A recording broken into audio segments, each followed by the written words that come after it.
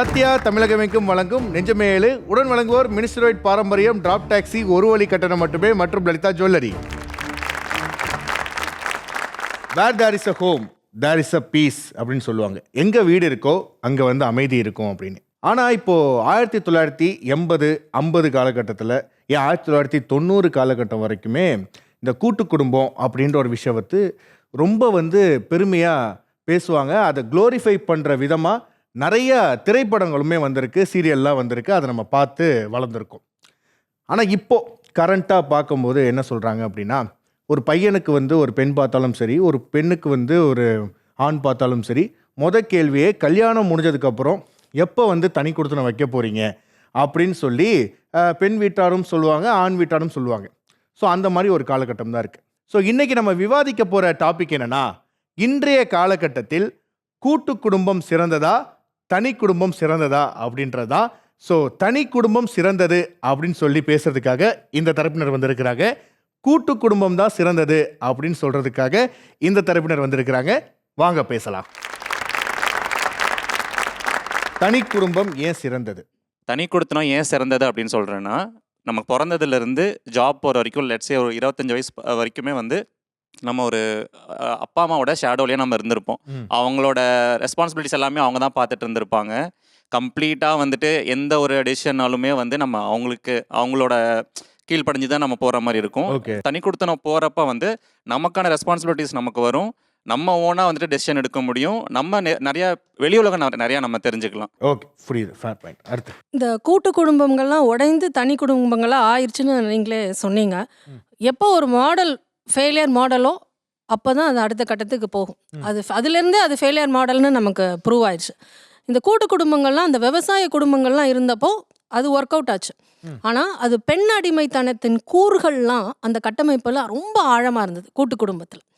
அதாவது ஒரு குடும்பத்தில் அந்த ஆண்கள் முடிவுகள் எடுப்பாங்க, பெண்கள் அதுக்கு கட்டுப்பட்டு இருப்பாங்க. அப்படிதான் கூட்டு குடும்பமோட மாடலே இருந்தது. பெண்ணுக்கு சுதந்திரமோ ஸ்பேஸோ அதில் கிடையாது. இவங்க பெருசாக அட்வான்டேஜாக சொல்கிறது கூட்டு குடும்பத்தில் வேலைகள் எல்லாம் பகிர்ந்துப்பாங்க அப்படின்னு சொல்லுவாங்க. ஆனால் அதுலேயும் நீங்கள் பார்த்தீங்கன்னா எந்த கூட்டு குடும்பத்துலேயும் ஆண்கள் வந்து வீட்டு வேலை செய்கிறதுல மாதிரிலாம் இருக்காது. அவங்கெல்லாம் ஹாயாக வெளியில் சுற்றிட்டு இருப்பாங்க, எல்லாம் மிஞ்சி போனால் ஹாலில் உட்காந்து நியூஸ் பேப்பர் பார்த்துட்டு இருப்பாங்க.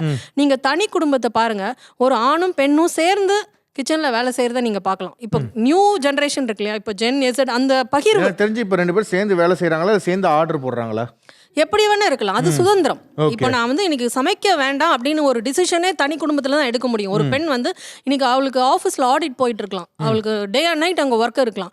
அவ்வளோ எக்ஸாஸ்டடாக வரவ நான் இன்னைக்கு சமைக்க வேண்டாங்க, இருக்கிறது 2 பேர் 3 பேர் தான் இருக்கும், அவங்க முடிவுகளை அவங்க எடுக்கலாம். இன்னைக்கு நான் ஆர்டர் பண்ணிக்கிறேங்கிற முடிவை தனி குடும்பத்தில் எடுக்க முடியும், கூட்டு குடும்பத்தில் எடுக்க முடியாது.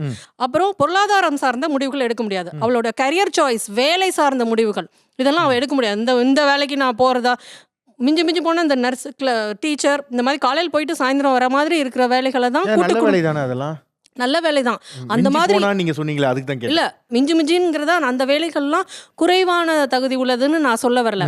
அது ஒரு செக்ஷன். அந்த செக்ஷனை மாத்திரம்தான் பெண்கள், கூட்டு குடும்பத்தில் இருக்கிற பெண்கள் அடாப்ட் பண்ணிக்க முடியும். மற்ற ஃபீல்டுகளில் பெண்கள் போறதுக்கான சுதந்திரம் இந்த கூட்டு குடும்பத்தில் இருக்காது. லாஸ்டா இன்னொரு முக்கியமானது, எதை நீங்க கூட்டு குடும்பம்னு சொல்றீங்க? ஒரு பெண் வந்து அவளுடைய சுற்றம், ஊரு, அம்மா அப்பா, அவளுடைய ஃப்ரெண்ட்ஸு, குலதெய்வம் எல்லாத்தையும் மாற்றிக்கிட்டு ஒரு ஆணுடைய குடும்பத்துக்கு போகிறத தான் நீங்கள் கூட்டு குடும்பம்னு சொல்கிறீங்க இல்லையா? அப்போ வந்து யாருக்கு அதில் வந்து நிறைய பெயின் இருக்கும், யாரோடைய அதிகாரம் அங்கே இருக்கும். அவளுடைய குடும்பத்துக்கு அவள் பார்க்குறதோ, அவள் அம்மா ஒரு வாரம் வச்சு ஒரு மாதம் வந்து எங்கள் அம்மா எங்கூட தங்கணுங்கிற முடிவை எந்த அம்மா கூட்டு குடும்பத்தில் போய் மருமகளோட அம்மா வந்து போய் தங்குறாங்க பார்க்க முடியும்? அந்த காட்சியே நீங்கள் பார்க்க முடியாது. ஆனால் இப்போ அவங்க தனி குடும்பமாக இருந்தால் 2 குடும்பத்துக்கான ஸ்பேஸையும் அங்கே கொடுக்க முடியும். மாமியாரும் அங்கே வந்து போகலாம், அவளுடைய தம்பியும் வந்து போகலாம், அவளுடைய அம்மாவும், அவளுக்கு ஏதாவது ஒரு கேர் தேவைப்பட்டதுன்னா அவளுடைய அம்மாவும் வந்து ஒரு 2 மாதம் அவங்க இருந்துட்டு போகலாம். இந்த சுதந்திரம் 2 குடும்பத்துக்குமே இருக்கும். Okay, done. அடுத்து, கூட்டு குடும்பத்தில் இருக்க என்னோட நிறைய ஃப்ரெண்ட்ஸ் சர்க்கிள் எல்லாருமே கூட்டு குடும்பம் தான். அவங்கள பார்க்கும்போது ரொம்ப பேம்பர்டாக இருக்காங்க. எந்த ஒரு விஷயம்னாலும் நான் இவங்க கிட்ட கேட்கணும், நான் பெரியவங்க கிட்ட கேட்கணும், நான் தாத்தா பாட்டி கிட்ட கேட்கணும். பட் தனி குடும்பத்தில் இருக்கும்போது தன்னிச்சையாக எந்த முடிவுனாலும் எடுக்கிறதுக்கு வந்து நமக்கு எல்லா உரிமைகளும் இருக்கு. ஓகே, வேற இந்த மாதிரி ஏதாச்சும்? நான் ஏன் இதுக்காக பேச வந்திருக்கேன், கூட்டு குடும்பத்தில் வந்து என்ன பிரச்சனை இருக்குன்னு பார்த்தீங்கன்னா, இப்போது ஒரு ஆண் வேலைக்கு போயிட்டு வருவாங்க. வேலைக்கு போயிட்டு வந்த உடனே மனைவி வந்து சொல்லுவாங்க, உங்கள் அம்மா இப்படி பண்ணுறாங்க, அதில் அப்படி சொல்கிறாங்க, இதில் இப்படி சொல்கிறாங்க, நிறைய பிரச்சனையை சொல்லி புலம்புவாங்க. உடனே மனைவி போயிடுவாங்க. உடனே அம்மா வருவாங்க. அம்மா வந்துட்டு, என்னப்பா இது இப்படி இருக்கு, அது எப்படி இருக்கு, அத்தனை பிரச்சனை. அவங்க அப்படி சொல்கிறாங்க, இந்த மாதிரி சொல்லுப்பா, பாப்பா இப்படி சொல்லி இப்படி இருக்க சொல்லுப்பான்னு சொல்லுவாங்க. ஏற்கனவே ஆணை என்ன பண்ணுவாங்க, வேலை செய்கிற இடத்துல நிறைய கஷ்டம் இருக்கும், நிறைய அழுத்தங்கள் இருக்கும், நிறைய பேர்கிட்ட திட்டு வாங்கியிருப்பாங்க. இதையெல்லாம் மனசுக்குள்ளே போட்டு குழப்பிக்கிட்டு வீட்டுக்கு வந்தால் நிம்மதி இருக்குமேன்ட்டு வீட்டுக்கு வருவாங்க. வீட்டுக்கு வந்த உடனே இப்போ மனைவி ஒரு இடத்துல சொல்லுவாங்க, அம்மா ஒரு இடத்துல சொல்லுவாங்க. அந்த இடத்துல ஒரு ஆண் என்ன பண்ணுவோம் அப்படின்னா, மனைவி பக்கம் பேசுறதா தாய் பக்கம் பேசுறதான்னு சொல்லிட்டு அந்த இடத்துல இன்னும் மேலுக்கு மன உளைச்சலுக்கு ஆளாகிறாங்க. ஸோ இங்கே தனி குடும்பத்துக்கு வந்ததுக்கான ரீசன் வந்து நிறைய விஷயங்கள் வந்து சொல்கிறாங்க. அதாவது எங்களுக்கு வந்து சுயேட்சையாக வந்துட்டு முடிவெடுக்க முடியும். பெண்கள் வந்து கூட்டு குடும்பத்துலலாம் வந்துட்டு ஒரு அடிமைத்தனத்தில் இருந்தாங்க.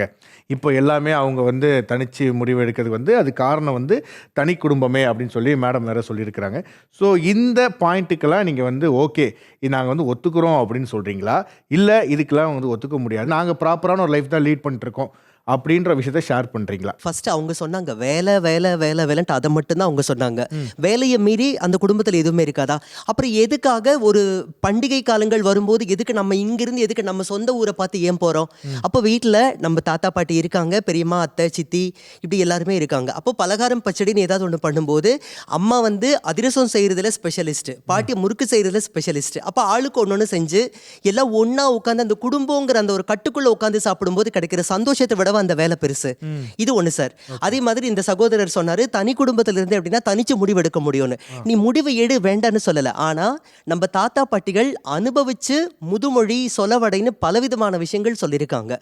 அப்போ பாத்திரம் அறிஞ்சு பிச்சை எடு, கோத்திரம் அறிஞ்சு பொண்ணு கொடுன்னு சொல்லுவாங்க. அப்போ சின்ன சின்ன விஷயங்கள்லயும் அனுபவபூர்வமா அவங்க சொல்லியிருக்காங்க. சரி, நான் ஒண்ணு கேட்கிறேன் சார். தனி குடும்பத்துல போனதுனால இன்னைக்கு எத்தனை பேர் நல்லா வாழ்ந்திருக்காங்க. இன்னைக்கு தனி குடுத்தனம் போறேன்னு சொல்லிட்டு கல்யாணம் முடிஞ்சு 10 நாள்ல பல 100 பேர் நீதிமன்றங்கள்ல விவாகரத்து கேட்டு வழக்கு தொடர்ந்திருக்காங்க. அப்ப இது வந்து எப்படி சொல்றீங்க? இது எப்படி எடுத்துக்க முடியும்? எனக்கு பிடிக்கவே இல்லை இந்த கட்டமைப்பு. எனக்கு இந்த பார்ட்னர் பிடிக்கல. நான் ஏதோ ஒரு இடத்துல புழுங்கிக்கிட்டே இருக்கேன். எனக்கு வந்து ஒரு ஹாப்பி மேரிட் லைஃப் இல்லை. அதுலேருந்து கூட வெளியில் வர சுதந்திரம் அவளுக்கு கிடையாது. அதனால தான் அங்கே டைவர்ஸ் இருக்கிறது இல்லை. அதனாலயே அது ரொம்ப வெற்றிகரமான திருமண வாழ்க்கைன்னு சொல்லிட முடியாது. புழுங்கிக்கிட்டே உள்ள இருக்கிறது. அந்த ஒரு டிராமாவை வந்து அனுபவிக்கிறாங்க. இதே தனி குடும்பத்துல ஒன்னு செட் ஆகலனா டிவோர்ஸ், ஓகே நான் சுதந்திரமா. அது வந்து ஒரு நேரத்துல வெடிச்சு செதறும் போது அந்த குடும்பங்கள் உடையும். அப்படி உடைஞ்சு வந்தது தான் தனி குடும்பங்கள். பர்சனல் growthம் அதுல பாசிபிள் இல்ல. நான் வேலைகள்ல மாத்திரம் சொல்லல, ஈவன் பொருளாதாரத்திலையும் சொல்றேன். அந்த காலத்துல விவசாய குடும்பங்கள் இருந்தப்போ மொத்த குடும்பமும் ஒரே விவசாயத்தை பார்க்கும், வர்றதை அப்படியே ஈக்குவலா பங்கிட்டுப்பாங்க. இன்னைக்கு அப்படி இல்லை. ஒருத்தன் கிளர்க்கா இருப்பான், இன்னொருத்தர் வந்து அதே குடும்பத்துல பெரிய கம்பெனில வேலை பார்க்குற ஒரு டைரக்டரா இருப்பாரு. அவருடைய செலவுல எல்லாமே இங்கே ஓடிட்டு இருக்கும். இவங்க 2 பேரும் ஒரே ரூஃப் கடியில் வாழணும். அவருடைய ஹாலிடே டெஸ்டினேஷன் வேறையா இருக்கும், போடுறது வேற ஷர்ட்டா இருக்கும், அவருடைய வாழ்க்கை தரம் வேற. மனப்பான்மை வரும்ன்றீங்களா? தாழ்வு மனப்பான்மை வரும். ஒண்ணுல அவர் வந்து இவங்களுக்கும் சேர்த்து செலவழிச்சு வாழ்றதா இருக்கும்.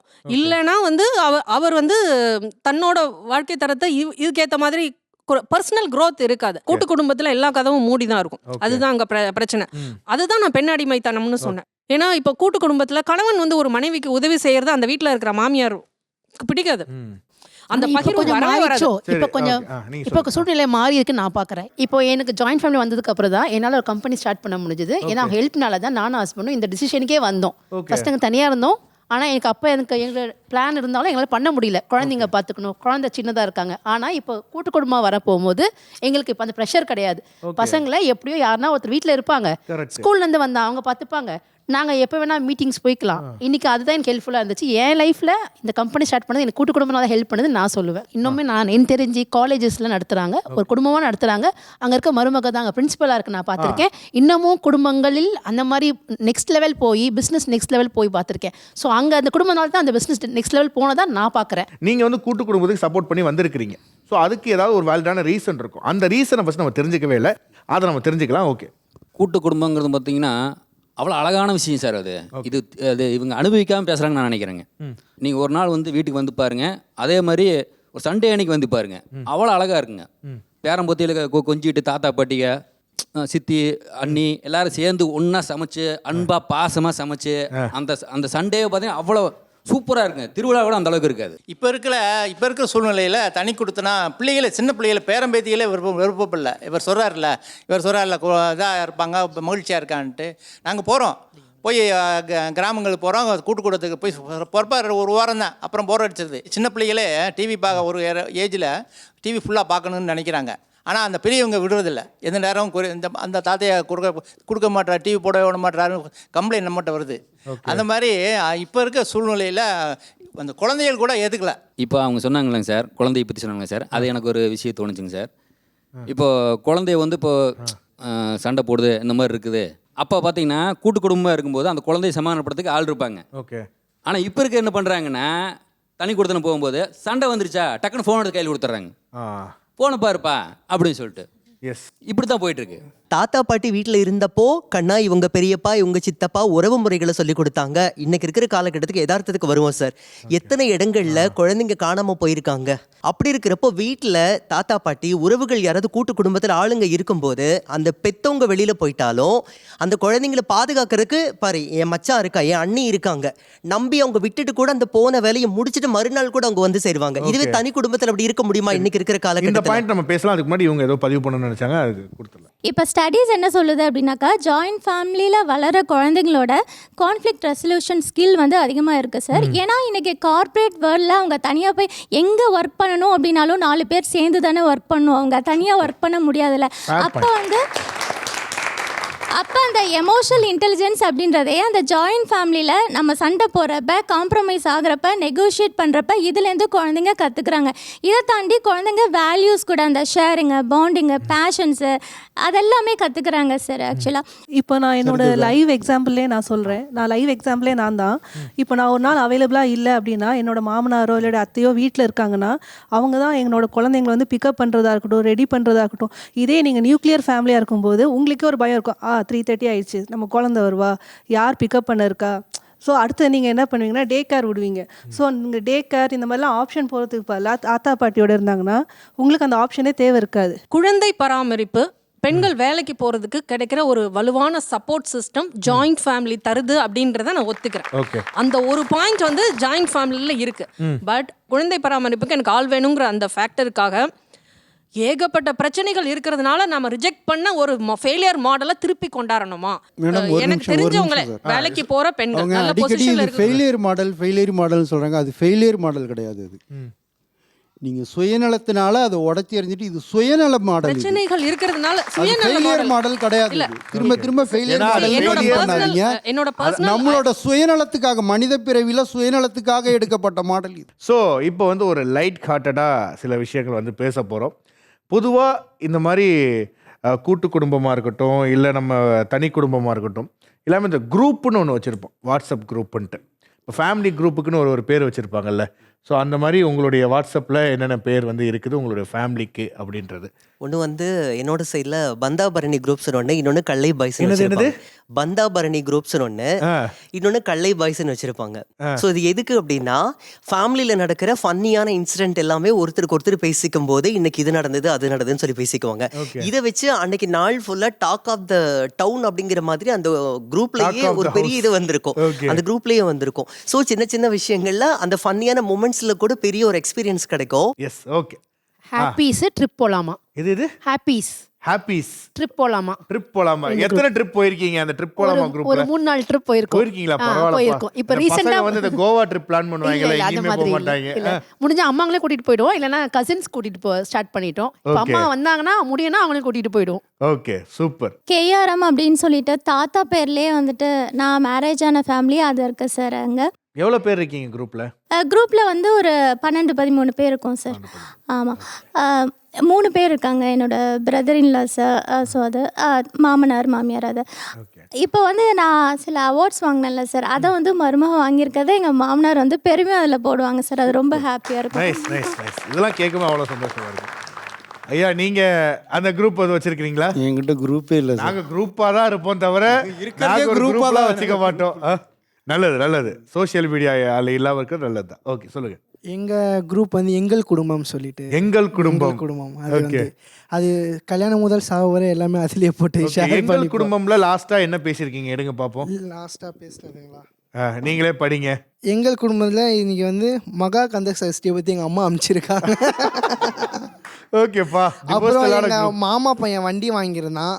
அதுக்கு எல்லாரும் வந்து கங்க்ராட்ஸ் ப்ரோ, கங்க்ராட்ஸ்டா, கங்க்ராட்ஸ் மதன் அப்படின்னு சொல்லி மெசேஜ் போட்டிருக்காங்க. சூப்பர், இது நைஸ், எங்கள் நைஸ். குடும்பம்.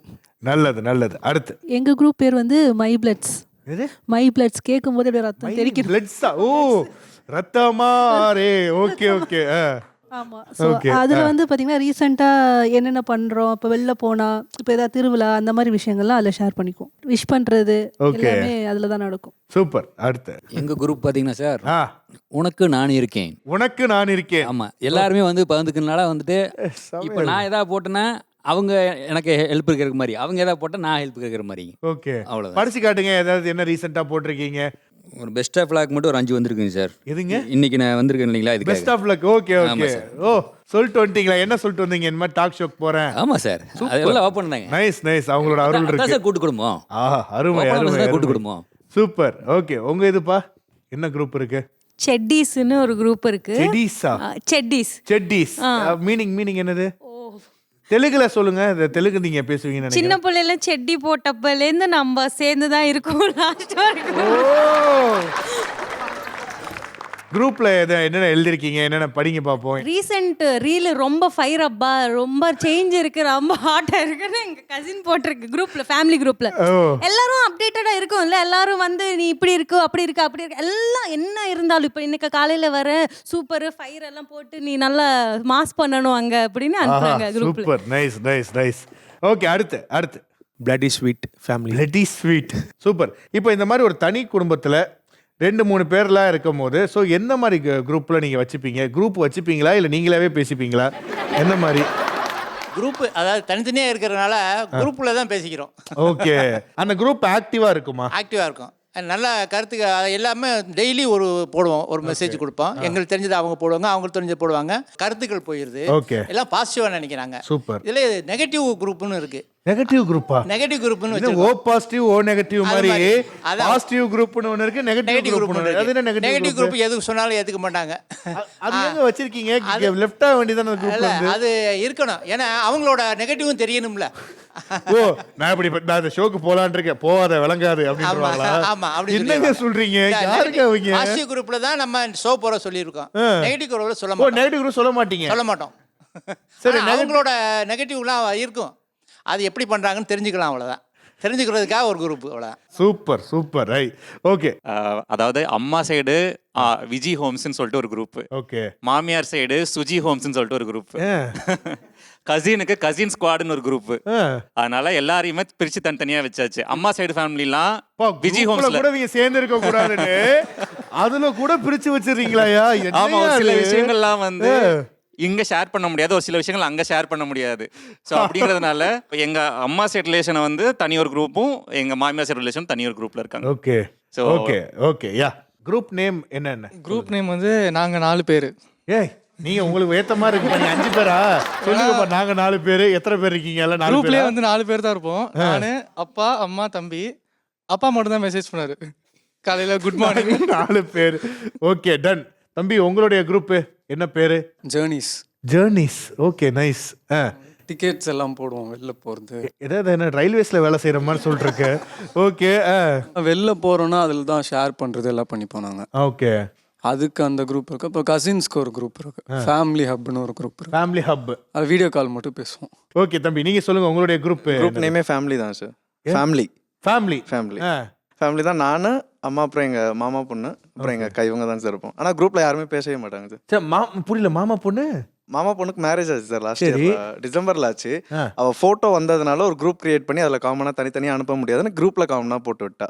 பட் குரூப் அப்படியே தான் இருக்கு. யாரும் சில குரூப் ஆரம்பிக்கிறது மட்டும் ஆரம்பிச்சு அப்படியே இருப்பானுங்களே, அந்த மாதிரி இருக்கு. ஓகே ஐயா, சொல்லுங்க. சொந்த ஊர் புதுக்கோட்டை மாவட்டம் காரையூர் சார். எங்கள் குரூப்புக்கு பேரே வந்து காரை அம்மன் குரூப்பு. காரை அம்மன் குரூப். எங்கள் தெரு அது. தெருவே ஒரே குரூப் தான். அப்போ நீங்கள் இங்கிட்ட வந்து உட்காரணும். தெருவே, அதாவது இங்கே ஒரு 4 பேர் 5 பேரை சேர்த்து வச்சுக்கிறதுக்கே ஒரு பெரிய இதாக இருக்குது. ஒரு தெருவே ஒரு குரூப்பில் வச்சுருக்கீங்கன்னும் போது பெரிய இதாக இருக்கு. எந்த ஃபேமிலியில் நடந்தாலும் எல்லாத்தையும் போட்டு விட்ருவாங்க. ஜல்லிக்கட்டு போகிறேன், திருவிழாவுக்கு போகிறேன், கபடி விளையாட போகிறேன், இப்படி எல்லாம் போட்டு விட்ருவாங்க. அதை வச்சு பார்த்து நாங்கள் மெசேஜ் அனுப்பி விட்ருவோம் சார். Super, nice. நல்ல ஒரு இன்ட்ரெஸ்டிங்காக தான் இருக்குது. இப்போ இவங்கள்ட்ட கொடுங்க, மைக்கு கொடுங்க. ரிலேட்டிவ்ஸ், அவ்வளோதான், சிம்பிளாக. ரிலேட்டிவ்ஸ், பிளட் எல்லாம் கிடையாது. ஏன்னா ஒய்ஃபு பெண்கள் வந்து பிளட் கிடையாது, இல்லை வேற பிளட் இல்லை, சேர்த்து தான் சொல்லணும். புரியல என்னது? ரிலேட்டிவ்ஸ் தான் வச்சிருக்கோம் அப்பா, குரூப்லயும் ஒரு பிரிவினை. கூடி வாழ்ந்தால் கோடி நன்மை தான் சொன்னாங்களே தவிர தனிமையாக இருந்தால் கோடி நன்மைன்னு சொல்லலை.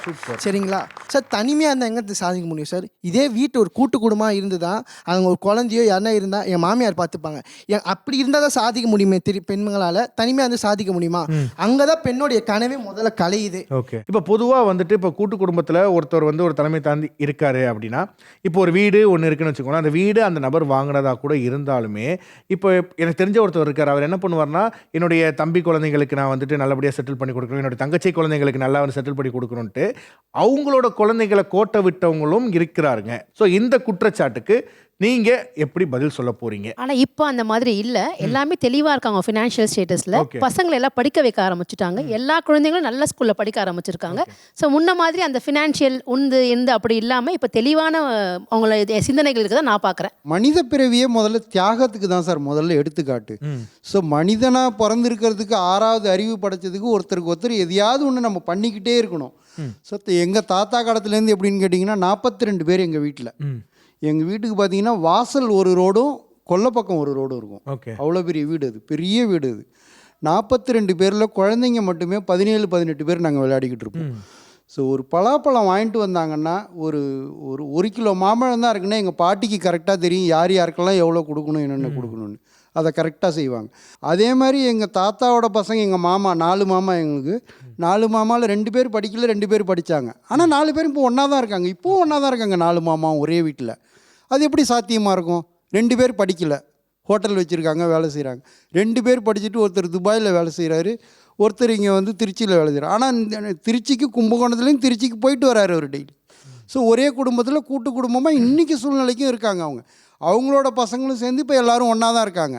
எப்படி சாத்தியமாக இருக்க முடியுது? ஒரே விஷயந்தான். ஒருத்தர் கூட அதில் இது என்னோடது அப்படின்னு சுயநலமாக யோசிக்காமல் தியாகத்தன்மையோடு யோசிக்கும் போது மட்டும்தான் மனித இனமே வளரும். இதுதான் நாங்கள் சொல்கிறது. எனக்கு என்ன கேள்வினா, இப்போ கூட்டு குடும்பத்தை பயங்கரமாக க்ளோரிஃபை பண்ணுற மாதிரி நிறைய விஷயங்கள் நீங்கள் உங்கள் சைடில் சொல்லிட்டு இருக்கிறீங்க. ஆனால் இப்போ கூட்டு குடும்பத்தில் பிரச்சனைகளே இருக்காதா? So many cooks can spoil a டிஷ்னு சொல்லுவாங்க. ஸோ ஜாயிண்ட் ஃபேமிலிஸில் கூட ரொம்ப ப்ராப்ளம்ஸ் இருக்குது. ஒரு 10 மெம்பர்ஸ் இருந்தாங்கன்னா 2 பேர் கண்டிப்பாக நம்ம நல்லது நினைக்காம இவங்களுக்கு நல்லது நடக்கக்கூடாதுன்னு தான் நினைப்பாங்க கண்டிப்பாக. ஸோ நம்ம பர்சனல் டிசிஷன்ஸ் ஏதாச்சும் எடுக்கணும்னா நம்ம ஹஸ்பண்ட் அண்ட் ஒய்ஃப் எடுக்கிறது, ஆர் மம்மி டேடி கிட்ட எடுத்துக்கிட்டு நம்ம எல்லாருக்கிட்டும் அதை ஷேர் பண்ணிவிட்டு அவங்க ஒப்பீனியன்ஸ் மட்டும் எடுத்துக்கிட்டு at the end of the day decision மட்டும் நம்ம எடுக்கிறதா இருக்கணும். அப்போ அந்த border line of freedom and இண்டிபெண்டன்ஸ்க்காக நம்ம போட்டுக்கிட்டா எந்த ப்ராப்ளம்ஸ் இருக்காது ஜாயிண்ட் ஃபேமிலிஸில். அதே மாதிரி சார், இப்போது எங்கள் வீட்டை பொறுத்த வரைக்கும் மாமா பையன், அண்ணன், நான் 3 பேர் இருக்கோம். இப்போ இந்த 3 பேர்லேயும் தாத்தா பாட்டிக்கிட்டே ஆகட்டும், அம்மா அப்பாக்கிட்டே ஆகட்டும், நீ அவனுக்கு வந்து 3 பவுன் செயின் வாங்கி கொடுத்துருக்க, அண்ணனுக்கு பைக் வாங்கி கொடுத்துருக்க, இன்னும் எனக்கு எதுவுமே வாங்கி கொடுக்கலன்னு ஒரு கேள்வி இருந்தது. அப்போ அவங்க என்ன சொல்லி புரிய வச்சாங்க அப்படின்னா, உன்னை விட அவங்க மூத்தவங்க இப்போ சம்பாதிக்க ஆரம்பிச்சிட்டாங்க, இந்த நேரத்துக்கு அவங்களுக்கு இது தேவைப்படுது, நான் அவங்களுக்கு வாங்கி கொடுத்துருக்கேன், உனக்கு எந்த நேரத்தில் என்ன தேவையோ அதை வாங்கி தரேன்னு அவங்க சொல்லியிருந்தாங்க. நான் ஒரு கட்டத்தில் எனக்கு வேலைக்கு போகும்போது எனக்கு ஒரு வண்டி வேணுங்கிற காரணத்தினால நான் கேட்காமே அவங்க வாங்கி கொடுத்தாங்க. அப்போது அந்தந்த இடத்துல எனக்கு அது ஒரு பிரச்சனையாக இருந்தது. ஏன்னா என்னோட அறியாமை, என்னோட வயசுக்கு அவ்வளவுதான் அனுபவம். ஆனா அந்த அனுபவத்தை வந்து அப்போதைக்கு தாத்தா பாட்டியாட்டும் அம்மா அப்பாகட்டும் அது புரிய வச்சுட்டு அது பிரச்சனையா மாத்தாம, நீ இப்படிதான் போகணும், உன்னோட வயசுக்கு இப்போ இது தேவையில்லை, உனக்கு எப்போ எது வேணுமோ அதை நாங்கள் செய்யறோம்னு சொல்லிட்டு அவங்க செஞ்சாங்க. அப்போ இது ஒரு அனுபவமா நான் இன்னைக்கு அதை எடுத்துக்கிட்டேன் சார். Super nice. இப்போ தனி குடும்பத்தோட பிரச்சனைகளை பற்றி பேசலாம். தனி குடும்பத்தில் இருப்பதனால என்னென்ன பிரச்சனைகளை நீங்கள் ஃபேஸ் பண்ணுறீங்க? நிறையா விஷயங்கள் வந்து எல்லாமே நம்ம செல்ஃபாக தான் பண்ணணும். அதில் வந்து நிறையா எரர்ஸ் அண்ட் லேர்னிங்ஸ் வந்து நிறையா இருக்கும். அந்த லேக் ஆஃப் எக்ஸ்பீரியன்ஸுங்கிறது வந்து தனி குடும்பத்தில் கண்டிப்பாக இருக்குது. ஒரு சில விஷயங்கள் வந்து நம்ம தப்பு பண்ணி தான் கற்றுக்க வேண்டியதாக இருக்குது. ஸோ அந்த ஒரு எக்ஸ்பீரியன்ஸ் லேக் அப்படிங்கிறது வந்து தனி குடும்பத்தில் நம்ம பரவாயில்ல பார்க்க முடியுது. Okay, done. குழந்தைகளை பார்த்துட்டு கஷ்டமாக தான் இருந்துச்சு. ஆனால் வேறு வழியில் பார்த்து ஆகணும். ஆமாம், அது நம்ம வேறு வழி கிடையாது. சந்தர்ப்ப சூழ்நிலை பார்த்தா இப்போ ஒய்ஃபு வந்து வேலைக்கு போவாங்க, ஒரு ஆள் வேலைக்கு போகாமல் நீங்கள் குழந்தைய பார்த்துட்டு ஜென்ஸு மட்டும்தான் வேலைக்கு போகணும். ஓகே, அதாவது இப்போ 2 பேர் வேலைக்கு போகிற இடத்துல குழந்தைங்க பார்த்துக்கணும் அப்படின்ற ஒரு கட்டாயத்தினால, ஸோ இப்போ வந்து நீங்கள் உங்கள் ஒய்ஃபை வந்து பார்த்துக்க சொல்கிறீங்க, குழந்தைய பார்த்துக்க வேண்டிய சூழ்நிலை. ஆனால் இப்போ இதில் வந்து ஒரு விஷயம் நீங்கள் இதாகும்ல, இப்போ நம்ம வந்து பெண்களோட ஃப்ரீடம்காக தான் நம்ம வந்து தனி கொடுத்தனம் வரோம், அதில் வந்து வந்திருக்குன்னு சொல்கிறீங்க. ஸோ அப்படி இருக்கும்போது இப்போது இன்ஃபேக்ட் சொல்லப்போனால் இதில் வந்து பார்க்கும்போது இப்போ குழந்தைய பார்த்துக்கணும் அப்படின்றதுனால ஓகே இப்போ அவங்களோட வீட்டில் அவங்க ஒய்ஃப் வந்து அவங்களுக்கு ஒரு ட்ரீம்ஸ் இருக்குல்ல, இப்போ அது வந்து அடிபட்டு போயிடும்ல. தனி குடும்பத்தில் என்ன பிரச்சனைன்னு தான் இப்போ கேள்வி கேட்டிருக்கீங்க. பிரச்சனை வந்து குழந்தை பராமரிப்பு தான். அதுக்கு சொல்யூஷன் இது கிடையாது. வெளியில இருந்து ஆதரவு கொடுக்கலாம். பக்கத்து வீட்டுக்கு அம்மா பக்கத்து வீட்டில் இருக்கலாம், இல்லை மாமியார் பக்கத்து வீட்டில் இருக்கலாம், அடுத்த தெருவில் இருக்கலாம். வசதி இருக்கவங்க தான் நம்ம மாதிரி பக்கத்து வீட்டில் அம்மா வச்சுக்கலாம், பின்னாடி வீட்டில் மாமியாரை வச்சுக்கலாம். பட் வசதி இல்லாத எல்லாருமே அதை பண்ண முடியாது. எங்கள் பக்கத்து வீட்டில் ரொம்ப நாளாக வந்து ஒரு குடும்பம் இருந்ததுங்க. ஒரு 2 பேரும், ஒருத்தங்க டீச்சர், இன்னொருத்தங்க ஒரு கம்பெனியில் ஒர்க் பண்ணாங்க, ஒரு குழந்தை. அவங்க வீட்டில் மாமியாரும் இருந்தாங்க. அவங்க ஒன்றா இருக்காங்க போல இருக்குன்னு நினச்சிட்டே இருந்தேன். கொஞ்ச நாள் கழிஞ்சு அந்த மாமியாரை காணும். அவங்கள்ட்டே நான் கேட்டேன், உங்கள் மாமியார் உங்கள் கூட தானே இருந்தாங்க? இல்லை அவங்க வந்து அப்படி வந்து இங்கே இருக்கிறதுக்கெல்லாம் விரும்ப மாட்டாங்க. அங்கே கிராமத்தில் அங்கே தான் அவங்களுக்கு இண்டிபெண்டன்ஸ் இருக்குது. அவங்க நினச்சதான் அவங்க செய்ய முடியும். அப்படி வாழக்கூடிய டைப் அவங்க கிடையாது. அப்போ 2 வருஷமாக இங்கே இருந்தாங்களே. அது என் பையன் வந்து, நான் வந்து ஸ்கூலில் டீச்சராக இருக்கேன். என் பையன் இப்போ க்ரஷ் போயிட்டு 3 க்ரஷோ நர்சரியோ அந்த மாதிரி போயிட்டு 2 மணி 3 மணிக்கெலாம் வந்துடுறான். நான் ஃபுல் டைம் டீச்சர் அந்த ஸ்கூலில். வளர்கிற வரைக்கும் இருந்தாங்க. அதுக்கப்புறம் இப்போ என் ஸ்கூல்லேயே பையனை போட்டேன். நாங்கள் ஒன்றா போயிட்டு ஒன்றா வந்துடுவோம். பிரச்சனை இல்லை. மாமியாரோட அவங்க அந்த ஹெல்ப் பண்ணுறதுக்காக அன்கண்டிஷனலாக வந்திருக்காங்க. அவங்க வந்து அவங்க சுயத்தை இழக்க விரும்பலை. அந்த பொண்ணு என்கிட்ட சொல்கிறாங்க, அவங்க ரொம்ப இண்டிபெண்ட்டாக, அவங்க வந்து இப்படி வந்து நம்மளுக்கு கட்டுப்பட இங்கே இருக்கிறதுக்குலாம் அவங்க விரும்பவே மாட்டாங்க. எனக்கு ஹெல்ப் பண்ணணும்னு வந்தாங்க. இல்லைன்னா நான் அந்த வேலையை விட வேண்டியிருக்கும்ல அப்படின்னாங்க. தனி குடும்பத்தோட தனி குடும்பத்தில் அவங்க தனியாக போகும்போது ஒய்ஃபோட அம்மா வந்து நிறைய இன்ஃப்ளூயன்ஸ் பண்ணி தேவையெல்லாம் பிரச்சனைகள் வந்து தான் நான் பார்த்துருக்கேன். இதே கூட்டு குடும்பத்தில் அந்த மாதிரி அவங்க இன்ஃப்ளூயன்ஸ் பண்ண முடியாது. நீ இப்படி இரு அப்படி இரு. ஆனால் தனி குடும்பத்தில் நிறைய இன்ஃப்ளூயன்ஸ் பண்ணி அந்த ஃபேமிலி அஃபெக்ட் ஆகி தான் நான் நிறைய பார்த்துருக்கேன். இல்லை இப்போ கூட்டு குடும்பத்தில் எனக்கு இன்னொருமே இருக்குது. இல்லை இப்போ கூட்டு குடும்பத்துலேயுமே அது பண்ண முடியாது. எப்படி ஒரு அஷூரன்ஸ் கொடுக்குறீங்க? அவங்களால அந்த ஒய்ஃபில் போய் நான் பண்ண முடியும், நான் பண்ணணும்னு சொல்லிட்டு எல்லாரும் முடியாது, அது பண்ண முடியாது. ஆனால் தனியாக இருக்கும் போது அந்த குழந்தையும் அந்த ஹஸ்பண்டும் தேவையெல்லாம் இன்ஃப்ளூயன்ஸ் ஆகிறாங்க. நல்லதும் இருக்குது, பட் கெட்டதையும் சொல்லி கொடுக்குறாங்க. நீ ஏன் அதை அட்ஜஸ்ட் பண்ணி? இது வந்து ரொம்ப, அதாவது இவங்க வந்து இதுதான் நான் வச்ச முதல் பாயிண்ட். நீங்கள் கூட்டு குடும்பங்கிற டெஃபினிஷனையே வந்து ஒரு பெண் வந்து ஒரு கணவனோட குடும்பத்தோட போய் வாழறத நீங்கள் சொல்கிறீங்க. ஒய்ஃபுக்கும் குடும்பம் இருக்குது, அம்மா அப்பா தம்பி அந்த குடும்பம் என்ன ஆகுது? இல்லை இப்போ எனக்கு தெரிஞ்சு நிறைய பேர் வந்துட்டு இப்போ இப்படி கூட்டு குடும்பம் வராங்களா? இப்படி இருக்காங்க. இப்படி இருக்கிறது ரொம்ப குறைந்த சதவீதம். இப்போ வந்து அந்த மாதிரி தனியா இருக்கும் பொழுது 2 குடும்பத்துக்கும் ஒரு சே இருக்கு. இந்த ஒய்ஃபோடைய அம்மா அப்பாவுக்கும் ஒரு சே இருக்கு. அவங்களுக்கும் முடியலன்னா அவங்க இங்க வந்து இருக்கலாம், இல்ல இந்த ஒய்ஃப் அங்க போய் இருக்கலாம். அவங்களுக்கும் இந்த குடும்பத்துல ஒரு சே கிடைக்குது. கூட்டு குடும்பத்துல அவங்களுக்கு அந்த பெண்ணுடைய குடும்பத்துக்கு இந்த குடும்பத்துல சே இல்ல, ஒரு கருத்தே இல்ல. அவங்களுக்கு அவங்க கருத்து சொல்ற உரிமையே கிடையாது. அது வேணா அது ஏற்கனவே ஒரு பெரிய ஆலமரம் கூட்டு குடும்பம், அவங்களுடைய கூட்டு குடும்பம். ஓகே ஃபைனலாக நம்ம வந்து ஒரு நிறைவு பகுதிக்கு வந்திருக்கும் போது ஸ்ட்ராங் பாயிண்டாக சொல்லுங்கள். வெறும் பாயிண்ட், தனி குடும்பம் தான் சிறந்தது எப்படின்னு சொல்கிறீங்க. இந்த ஃபேர் பாயிண்ட்டு, அதாவது நெத்தி அடி அடித்த மாதிரி ஒரு பாயிண்ட்டு. ஓகே எதாவது சொல்லுங்கள். அதே மாதிரி கூட்டு குடும்பம் தான் சிறந்தது அப்படின்றது ஒரு பாயிண்ட் அடிங்க. சார் எனக்கு தனிப்பட்ட வாழ்க்கையில் ஒன்று நடந்தது சார். என்னுடைய ஃப்ரெண்டு வந்து 19 வயசு சூசைட் பண்ணி இறந்தான் சார். என்னன்னா அவனுக்கு அம்மா மட்டும்தான் இருந்தாங்க. மாமனார் மாதிரியாக அவங்க ஒதுக்கிட்டாங்க சார். அவங்களுக்கு வேணான்னு சொல்லி ஒதுக்கிட்டாங்க. அந்த பையன் எதனாலனா மென்டல் ப்ரெஷர் மூலமாக பேச முடியல. அவங்க அம்மா கவர்மெண்ட் ஸ்டாஃப், எந்த டைமில் வருவாங்கன்னு தெரியாது. அதனால் அவங்க அம்மா கிட்ட அவனால் பேச முடியல. ஒரு சைக்காட்ரிஸ்ட் கிட்ட கூப்பிட்டு போனாங்க. மனைவி வந்து கொஞ்சம் மென்டலாக இருக்கான், நீங்கள் பேசுங்க, மென்டல் டிஸ்டர்ப்டாக இருந்தால் நீங்கள் பேசுங்க. சார் எனக்கு பேசுறதுக்கு நேரம் இல்லை. சரி ஒரு ஃபேமிலி, நீங்கள் ஃபேமிலியாக நீங்கள் கூப்பிட்டு போய் விடுங்க. இல்லை நாங்கள் வச்சுக்கிறது இல்லை.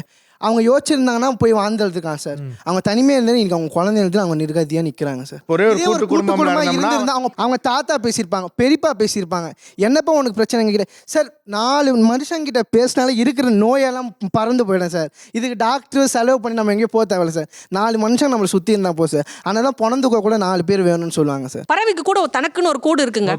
எனக்குன்னு ஒரு வீடு இருக்கும் பொழுது நாங்கள் வந்து சேர்ந்து டிவி பார்க்கறது, சேர்ந்து சில வேலைகளை செய்யறது, சேர்ந்து நீராடுவது, இப்படி நிறைய ரொமான்ஸ் பாசிபிலிட்டி இந்த இதுல இன்னைக்கு இருக்கிற வேலை பிரஷர்ல அதுக்குமே டைம் இல்லாத கப்பிள்ஸ் நிறைய பேர் இருக்கிறாங்க.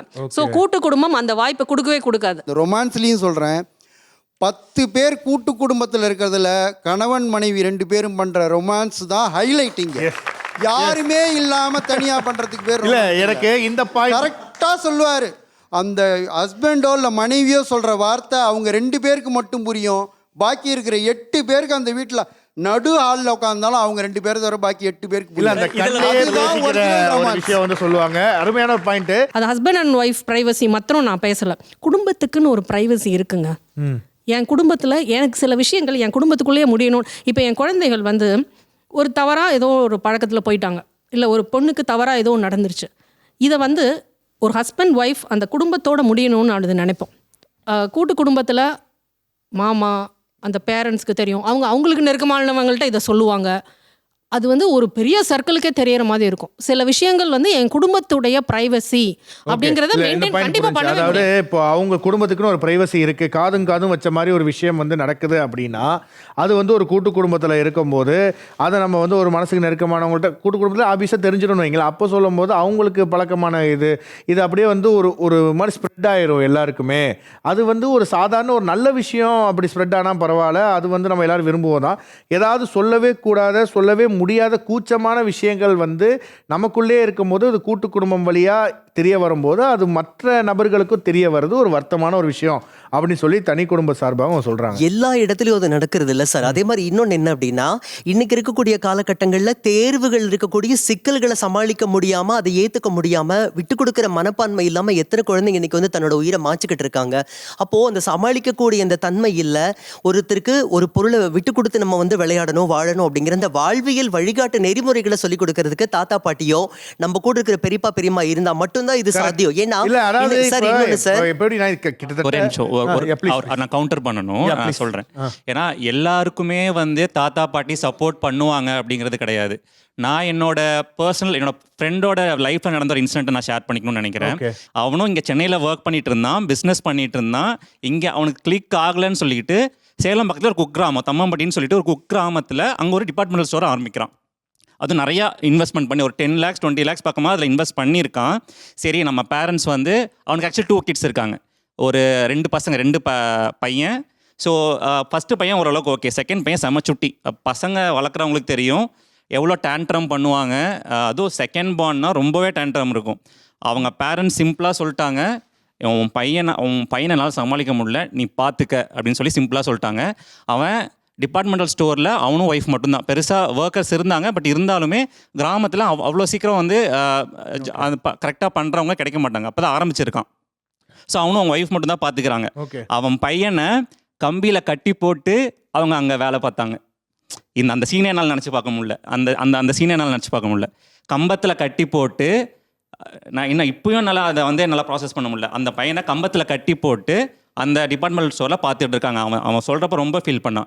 அதுக்கப்புறம் டிபார்ட்மெண்டல் ஸ்டோரை பார்த்துக்க முடியாமல் அதை எல்லா வாங்கின பொருளையும் வந்த விலைக்கு லாஸில் விற்றுட்டு திரும்ப சென்னைக்கே வந்துட்டான். இந்த மாதிரி ஃபேமிலிஸும் இருக்காங்க. நீங்க வந்து ரொம்ப வந்து க்ளோரிஃபை பண்ணி ஒரு நிமிஷம் குழந்தை பிறந்ததுலேருந்து அந்த பையன் தாத்தா பாட்டி கூடவே கூட்டு குடும்பமா இருந்திருந்தா இந்த பையன் இவ்வளோ சுட்டித்தனமா இருக்க மாட்டான்.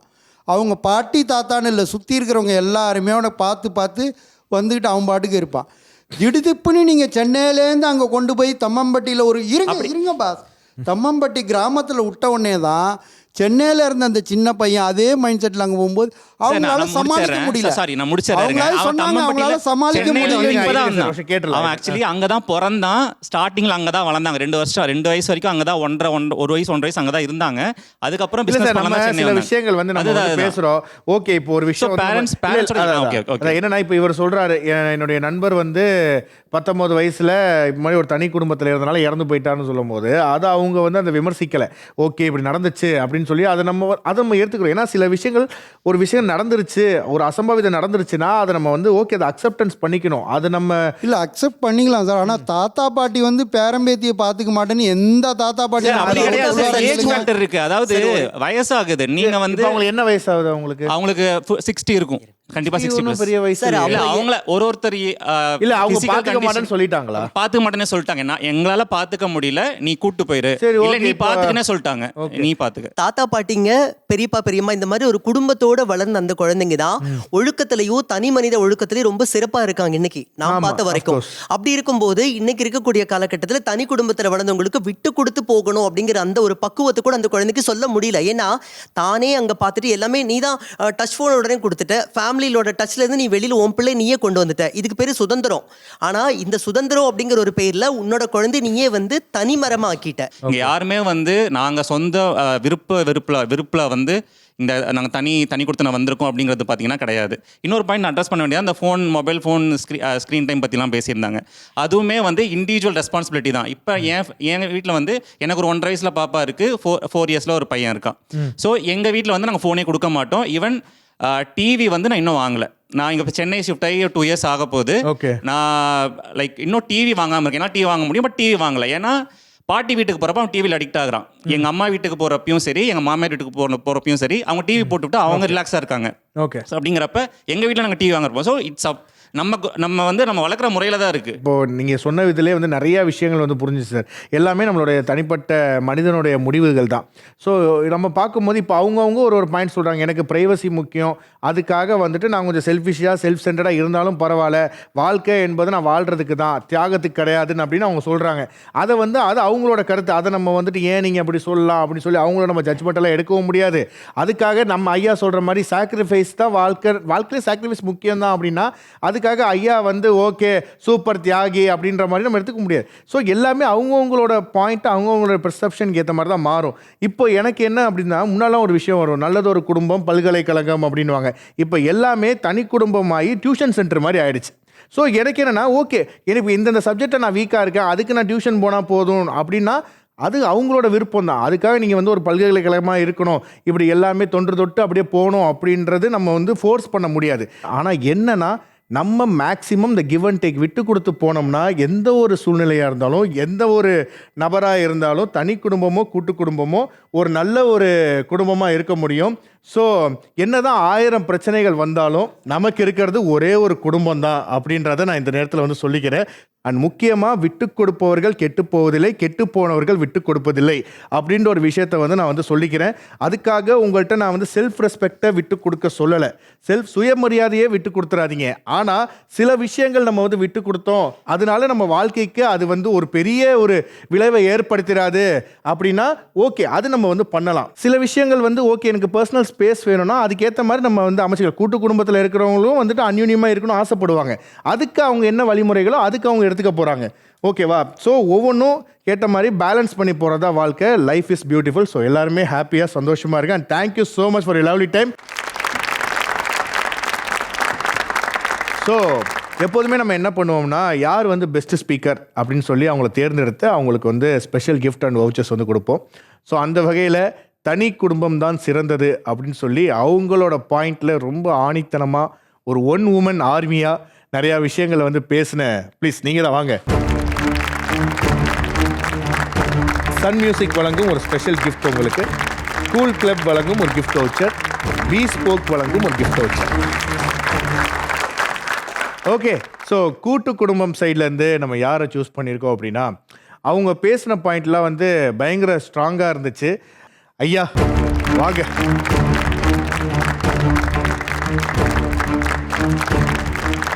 சன் மியூசிக் வழங்கும் ஒரு ஸ்பெஷல் கிஃப்ட் உங்களுக்கு, கூல் கிளப் வழங்கும் ஒரு கிஃப்ட் வவுச்சர் அண்ட் பீஸ்போக் வழங்கும் ஒரு gift voucher. Thank you sir, thank you so much. Okay, அதாவது எனக்கு உண்மையிலே பயங்கர டஃப்பாக இருந்தது. இந்த சைடு கூட நான் ஈஸியாக சொல்லிட்டேன், ஆனால் இந்த சைடு வந்து நிறைய பேர் எல்லாருமே பயங்கரமாக பேசுனீங்க. அண்ட் பார்ட்டிசிபேட் பண்ண எல்லாருக்குமே நம்ம வந்து கிஃப்ட் வவுச்சர்ஸ் கொடுப்போம். So gift vouchers sponsored by Cool Club and Bespoke. Okay, ரொம்பவே சந்தோஷம். ரொம்ப அருமையான ஒரு டாப்பிக்காக இருந்தது நம்ம நெஞ்சமேல எபிசோடில். ஸோ இதே மாதிரி ஒரு இன்ட்ரெஸ்டிங்கான ஒரு டாப்பிக்கோட அடுத்த வாரம் வந்து நான் உங்களை சந்திக்கிறேன். அது வரைக்கும் உங்களிடமிருந்து விடைபெறுவது உங்கள் அபிமான ஆஷிக்.